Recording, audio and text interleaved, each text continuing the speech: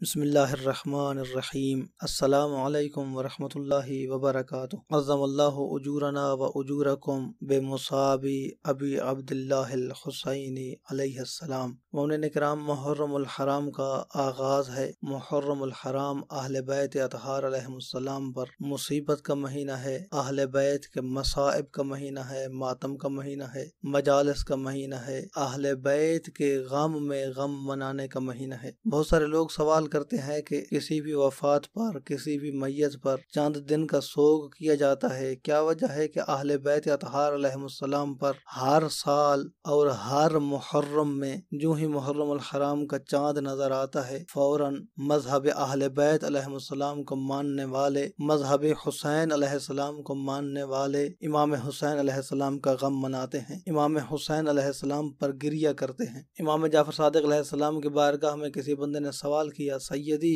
جعلت فداک، میرے سید و سردار میں آپ پر قربان جاؤں، ان المیت یجلسون لہ بالنیاحۃ بعد موتہ او قتلہ، یا ابن رسول اللہ میں آپ پر قربان جاؤں، کسی کے گھر اگر فوتگی ہو جائے، کسی کے گھر اگر میت ہو، وفات ہو، تو اس کے اوپر آہوزاری کے لیے، گریہ کے لیے، موت کے بعد یا قتل کے بعد چند دن بیٹھتے ہیں لوگ۔ وَأَرَاكُمْ تَجْلِسُونَ أَنْتُمْ وَشِيعَتُكُمْ مِنْ أَوَّلِ الشَّهْرِ بِالْمَأْتَمِ وَالْعَزَاءِ عَلَى الْحُسَيْنِ علیہ السلام۔ مولا ہم دیکھتے ہیں کہ آپ اور آپ کے شیعہ محرم الحرام کی ابتدا سے امام حسین علیہ السلام پر ماتم بھی کرتے ہیں، امام حسین علیہ السلام پر گریہ بھی کرتے ہیں، اور امام حسین علیہ السلام کی عزا مناتے ہیں۔ وجہ کیا ہے؟ تو امام علیہ السلام کا فرمان یہ تھا کہ یا ھذا اذا حل حلال المحرم نشرت الملائکۃ صوب الحسین علیہ السلام۔ فرمایا بندہ خدا جو ہی محرم کا چاند نظر آتا ہے تو اللہ کے ملائکہ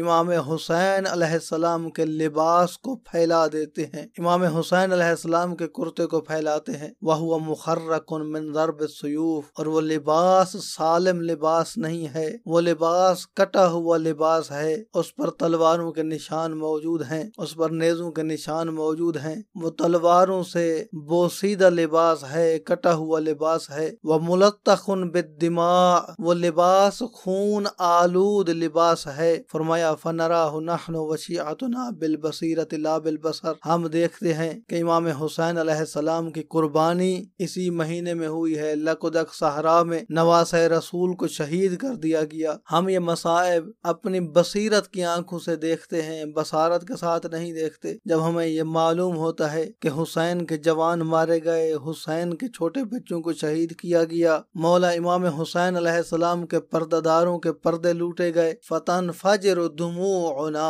تو ہماری آنکھیں بے ساختہ برس پڑتی ہیں، ہمارے آنسو چھلک پڑتے ہیں۔ تو یہ امام جعفر صادق علیہ السلام نے بیان کیا ہے کہ کیوں غم کیا جاتا ہے، محرم الحرام کی ابتدا کے ساتھ ہی کیوں غم کیا جاتا ہے۔ اور یہ طریقہ فقط ایک معصوم کا نہیں ہے، بلکہ ہر معصوم نے امام حسین علیہ السلام کا غم منایا ہے۔ شیخ عباس قمی علیہ الرحمہ صاحب مفاتیح الجنان روایت نقل کرتے ہیں، امام رضا علیہ السلام سے روایت نقل کرتے ہیں کہ امام رضا علیہ السلام نے امام موسیٰ کاظم علیہ السلام کے متعلق بیان کیا ہے کہ کان ابی اذا دخل شہر المحرم، میرے والد، میرے بابا جان یعنی امام موسیٰ کاظم علیہ السلام، امام رضا علیہ السلام بیان کر رہے ہیں امام موسیٰ کاظم علیہ السلام کی سیرت کیا تھی، امام موسیٰ کاظم علیہ السلام کیا کیا کرتے تھے جب محرم آ جاتا تھا۔ فرماتے ہیں یہ معمول تھا، یہ دستور تھا، یہ طریقہ کار تھا، یہ روش تھی۔ کان ابی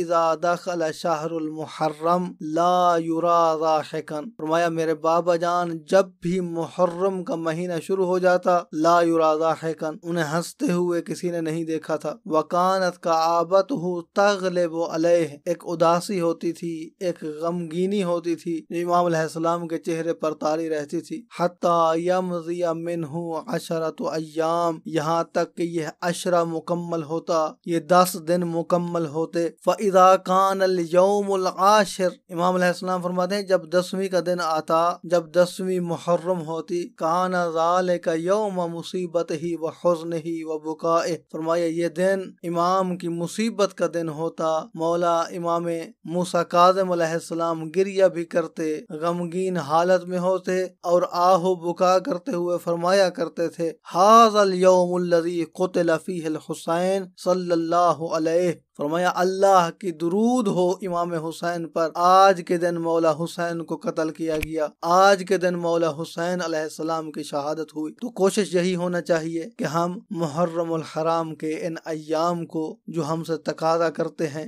منانے کا، ہمیں اسی طرح سے ان ایام کو منانا چاہیے اور اللہ کے رسول کے نواسے کا غم بڑھ چڑھ کے منائیں اور دنیا کے مختلف کونے تک حسینیت کی آواز پہنچائیں۔ اپنا بہت سارا خیال رکھیے گا، اپنی دعاؤں میں یاد رکھیے گا۔ محمد نقی جسکانی کو حوزہ علمیہ نجف اشرف سے شیعہ پوائنٹ سے اجازت دیجیے۔ والسلام علیکم ورحمۃ اللہ وبرکاتہ۔